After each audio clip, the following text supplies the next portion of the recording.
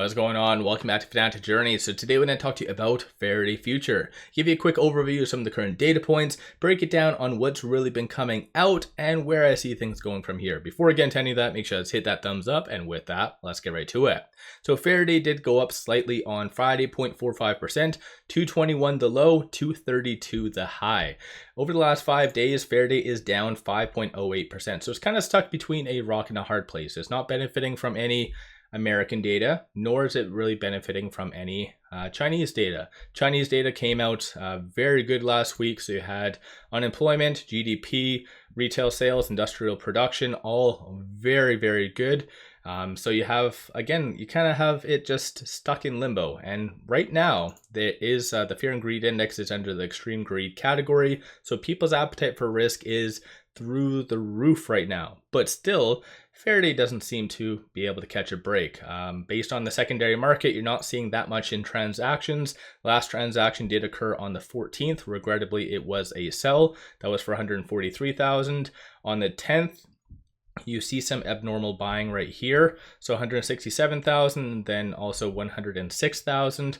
But still, even their last news that did come out right here on the 15th, it didn't really drum up any buying because who's going to buy this news? This is just fluff. And I think that's kind of the negative side of just Faraday right now.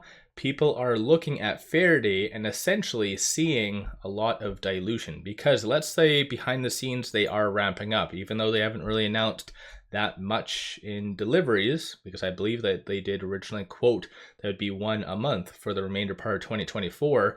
That's kind of yet to be seen. But if we go to the financials, move to quarterly, you kind of see right here that they're burning through, comparing, I guess, to the tail end of 2023 when they were really ramping up, arguably, let's say around 60 mil just from operations. So essentially, they don't have that. So this is going to result in a lot more dilution. It's just a very bad scenario. And I've been saying that this is kind of the case time and time again. And they've been diluting, most likely. We haven't been obviously privy to that information yet because they haven't disclosed that through an SEC document. But like they have issued a lot of notes, one of which was through that UAE, but still a lot of that when it comes to the interest payments, it's going to be very damaging the whole conversion, right? Because the lower the price, the more shares are issued. So it is a very, very damaging part of what is happening with Faraday. And again, I've been saying this for a very long time now. If you guys would have listened, obviously, even when I did my bear video on why I was bearish, it's gone down roughly about 70% since that point. But like I said, I think this is just kind of the writing on the wall. But one thing that I really get annoyed with is that they came out with news roughly 2.5 weeks ago saying that both 𝗪𝗧𝗪 and also YT did buy. It's kind of a very, very small amount, but beside the point, they did buy. Let's pop over here for a second. So there was a couple of Form 4s that did come out, as you can kind of see, Friday after hours. And so these four, it all is basically the same thing. So transaction code M, so meaning it was exercised, all these RSUs, right? Nothing really crazy. It still goes to show that they are reporting as of the 14th. And this is all Form 4s, so they have to legally do that with the SEC. So this one was one right here. This is another one right here. But still, this is a very good, easy viewpoint on everything that's been happening from insiders. You notice how there hasn't been any transaction code P for YT or 𝗪𝗧𝗪. So even though they did state that they did buy, there hasn't been a corresponding Form 4. So I've stated this a long time ago. I do not trust management worth shit. So, pardon my French, but in my opinion, they just fugazied just to get people to buy, even though I don't know why they'd make up. If you're going to make up a lie, at least make it like credible. Like, hey, I bought $100,000 of Faraday stock using my income and whatever, like not 13,000 or 15 or whatever the hell it was.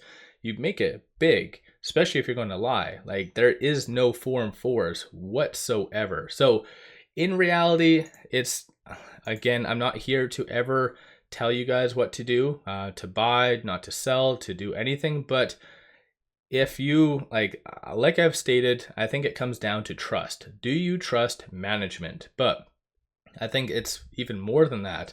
Reading between the lines, what is truly the company working on? Of course, their pivot point right here, so the transition to the lower vehicle, which they're even doing posts on social media about, that isn't coming out until the tail end of 2025.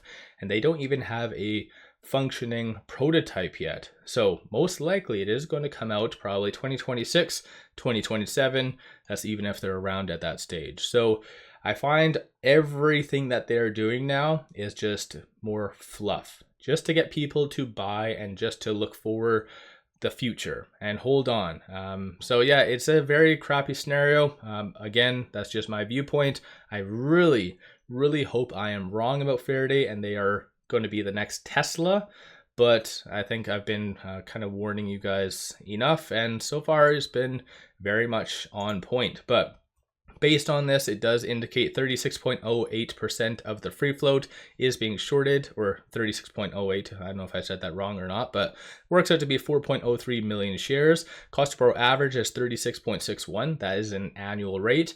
On Friday, shorts did return 145,000 shares. Utilization is 84.16, and then short score is 81.39. Moving over to options, 79,000 in calls, 245,000 in puts. 45% of all the options being done on Friday were optimistic, and of the call options that were purchased on Friday, you see a consensus for it to be around that 250 range. So optimism, clearly they're just saying 250. That's nothing really higher than that, so that's kind of crazy. And then looking at puts, you do see a consensus for it to be sub $2. So I think any investor holding on to Faraday is just too far gone, too much at a loss, or they're just kind of waiting for a potential squeeze that might never come. So yeah, I think that's the downside of retail investors. They don't really know when and kind of to acknowledge the red flags and to kind of get the hell out. But yeah, let me know you guys' thoughts on Faraday. Do you guys still believe in Faraday? Do you guys why do you think that there isn't any Form 4s? Do you think that they are delaying? Because when it came down to that one preferred share, as you guys can see right here, transaction code P, they did it right quick, 4 days after. So transaction date was June the 21st and it was filed on June the 25th. So like I said, very fast. And the news that did come out associated to them buying was on October the 3rd. So we've had, was it around 2.5 weeks, close to 3 weeks since they've announced that. So it is fair to assume that they have not done those transactions, but that just might be jumping to conclusions. So yeah, let me know you guys' thoughts. Don't forget to hit that thumbs up and subscribe. I always greatly appreciate that. 2 things, even though Faraday does what it wants, sometimes you can get some free shares. So this does give you 8 free stocks. Each stock is valued up to $2,000. So make sure you guys definitely take advantage of this promo.